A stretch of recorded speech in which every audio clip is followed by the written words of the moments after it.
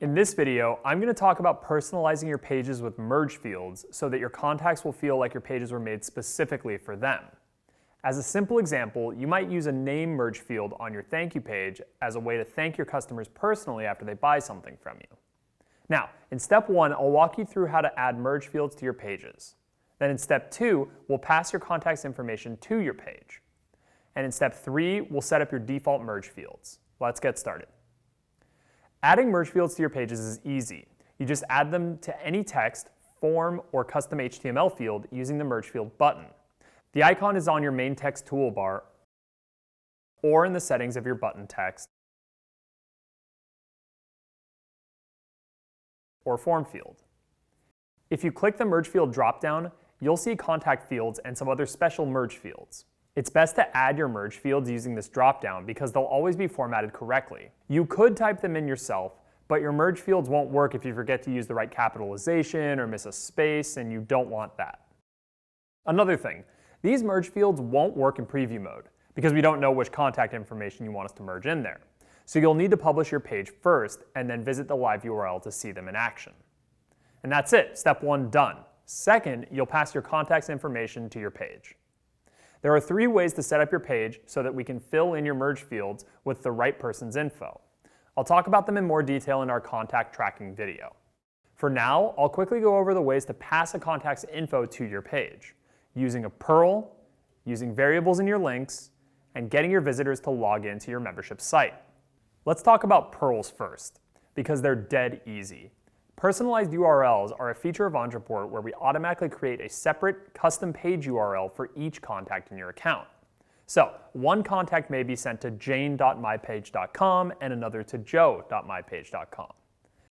This lets Ontraport know who we're dealing with and which merge field values to put on the page. To use Perls in Ontraport, you just have to link to your page using our link builder. Let me show you how. Let's navigate to one of your emails first. From your email, click the text you want to link.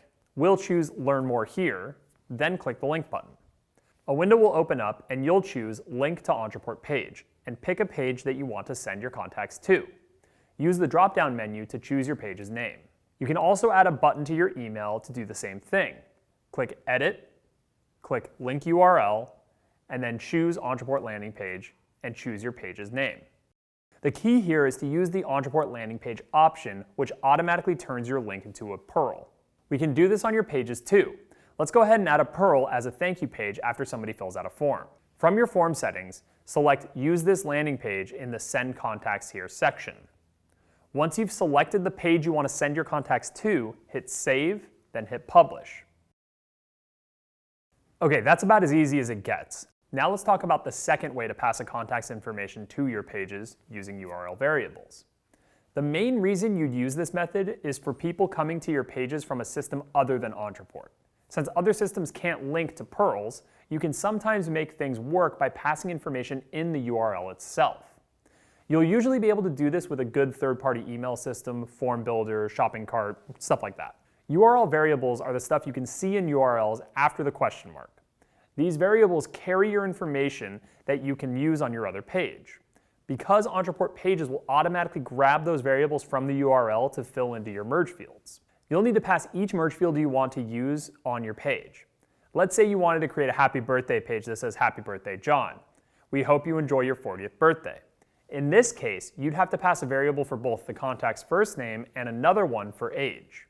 So if you're using a third-party system, you'll need to look at their documentation to learn how to build a link like this, but we'll show you how it's done in Ontraport. First, create your link. Start with your URL and add a question mark at the end of the URL. Now add your variable names. It can be just about anything, but pick something that represents a field like this. Know that the variable names can't have spaces in them. Next, add an equal sign and then the matching merge field. Merge fields with more than one word have spaces, and you'll need to leave those in there so it looks like this. Add the and sign and start again at step 2 if you have another field you would like to pass. Continue this process with all the variables you want to show on the page. If you want to add your link to your emails or SMS messages, highlight the text you want to hyperlink, then click the link button. Then put your new fancy URL in the URL field in the link builder. Now, when you use this method, you'll also need to change the merge fields you use on your Ontraport page. Instead of the ones you get using the merge field dropdown, you'll add the variable names you created as merge fields onto your page. Just look at the URL and take the variable name you find before the equal sign and put it into brackets on this page. So to use our example, we can see that the URL looks like this. So we'll add our merge fields to the page just by typing in those variable names and surrounding them with square brackets. Ontraport pages will automatically look at the URL and fill in the values anywhere it sees those merge fields on the page, which is pretty neat. Okay, that's it for URL variables on pages. A different method I'll go over is using merge fields on membership site pages. And I said that the first method was the easiest, but actually this is even easier. Protected membership site pages always know who's visiting your page because those users had to log in to see it. And as long as your page is a part of your membership site, you won't need to do any additional work to get the merge fields to work. Just use the merge field dropdown and add those suckers anywhere on your page and you're set. Check out our Adding and Protecting Pages video from the membership site series for more information on that. Okay, that's it for step 2. Step 3 is just a little housekeeping where we'll set your default merge fields. Default merge fields are simple but powerful. They're what your page will fill in if you don't have the info for a contact. So anytime you've seen an email that starts out with "Hi friend," you're most likely looking at a default merge field. If you've ever seen an email that starts out with a "hi," comma, and nothing else, that's somebody screwing this up. So to make sure you're not that person, follow these steps. Go to the Contacts section and then click on Settings and then Default Merge Fields. Then just put in what you'd like to use in case we don't know who the contact is or when the contact doesn't have a value for a particular field. So for this example, we can put something like "there" in the name field. So instead of "hey first name," it becomes "hey there" if you don't have their name.